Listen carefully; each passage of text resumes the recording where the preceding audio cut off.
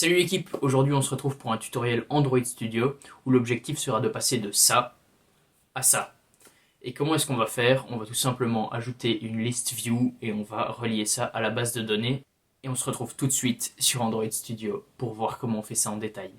Nous voilà dans Android Studio et comme dit dans l'introduction, on va afficher une liste.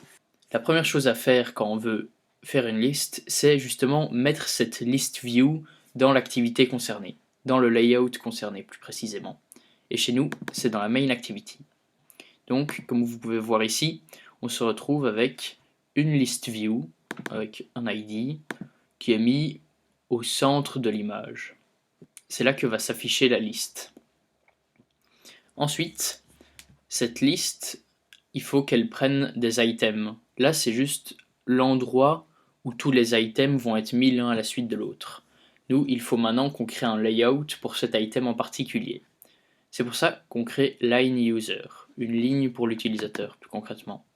Attention, ici, le point le plus important, pour créer ce line user, je vais vous montrer, on crée un layout, et on ne fait pas un linear layout, mais un constraint layout. Celui-ci. Et vous créez votre line user. Attention, pour que cela fonctionne, il faut qu'il soit implémenté dans vos build Gradle ici. Normalement, c'est fait de base, mais si vous ne l'avez pas, il faut le rajouter, sinon vous n'arriverez pas à créer ce layout avec un constraint layout. Ici, simplement, on peut commencer par juste mettre un text view et lui donner des contraintes avec les bords, comme je l'ai fait ici.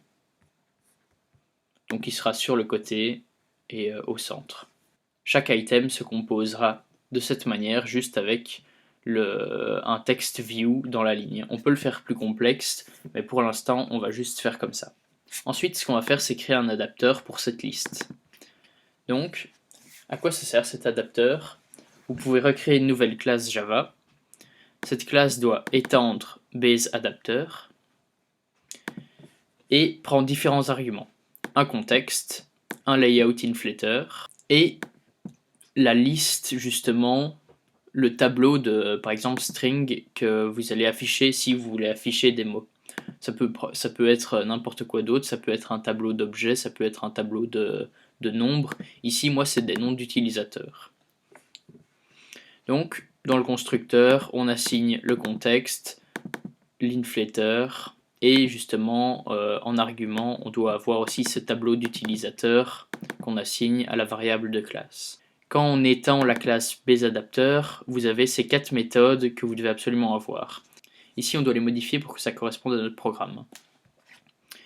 GetCount, ça va retourner le nombre d'éléments dans la liste, donc user.length, ce sera le nombre d'utilisateurs, c'est exactement ce qu'on recherche. Le getItem, ça va retourner le nom de l'utilisateur pour un certain item. Et le getItemID, justement, c'est cette position elle-même. Le dernier, c'est getView. GetView, c'est pour justement attribuer le nom de l'utilisateur au textView qui est dans lineUser ici. La première chose qu'on va faire, c'est attribuer la convertView qui est en argument au layout qu'on vient de créer précédemment à la ligne. Ça veut dire qu'on va aller chercher justement les ID qui se trouvent dans ce layout. Ensuite, ce qu'on doit faire, c'est justement créer ce textView qui, n'oublions pas, se trouve ici, userTextView, et on va chercher son ID, comme on l'a déjà vu dans les tutos précédents. Donc on récupère l'ID de userTextView et on l'assigne à un nouvel objet TextView.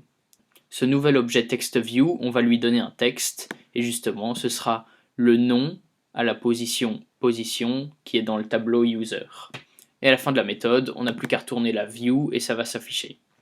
Après ça, on peut retourner dans main activity, là où justement on affiche la liste, et on va premièrement récupérer la liste d'utilisateurs. La liste d'utilisateurs, elle sera stockée dans users, et users c'est une variable de classe ici, qui est un tableau de string.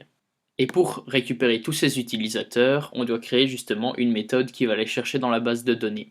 Ici, on a cette méthode.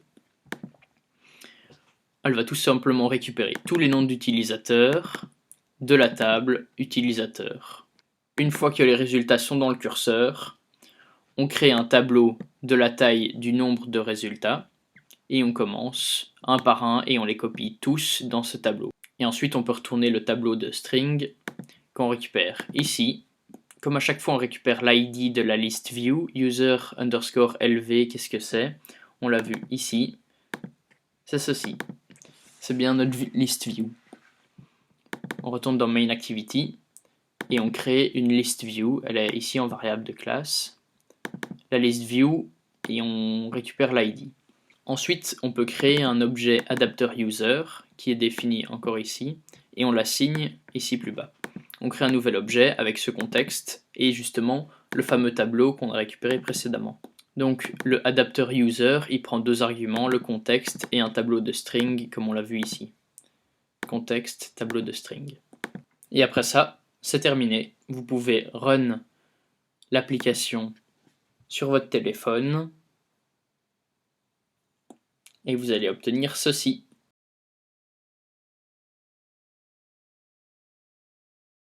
Si vous cliquez sur cette liste, il ne se passe rien. C'est dans un prochain tutoriel où on va apprendre à faire quelque chose si on clique sur cette liste. Dans un prochain tutoriel aussi, on verra comment ajouter d'autres accessoires sur chaque ligne. Et ça se passera ici. C'est ici, dans le Get View, où on pourra rajouter par exemple une image, un bouton, n'importe quoi. Ok, c'est la fin de la vidéo. J'espère qu'elle vous aura plu. Vous pouvez la liker, commenter, partager. Et on se dit à plus dans le bus les gars.